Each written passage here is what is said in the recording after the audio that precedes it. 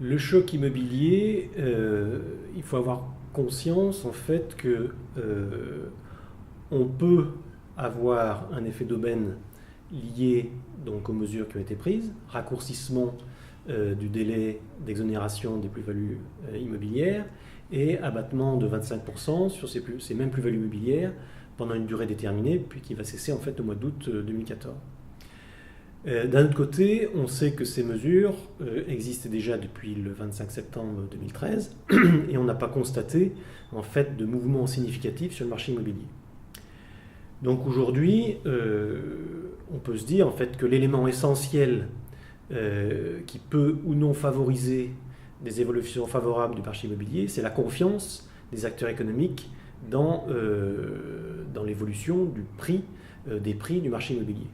En particulier, les investisseurs doivent avoir la certitude qu'ils n'ont pas la possibilité d'acheter moins cher ce qu'ils achètent aujourd'hui.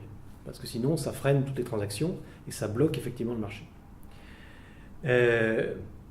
Ces dispositifs incitatifs ont un effet d'organisation du marché ou de fléchage effectivement du marché qui est effectivement favorable, mais ça reste effectivement marginal dans les évolutions de ce marché. La règle d'or en matière immobilière, c'est le produit, sa qualité, son emplacement.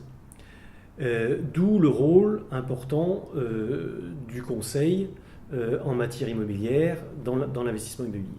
Rien ne sert d'acheter un produit dont le prix est majoré à hauteur de l'incitation fiscale qui lui est attachée, dès lors que le contribuable perd d'un côté ce qu'il a gagné à l'origine.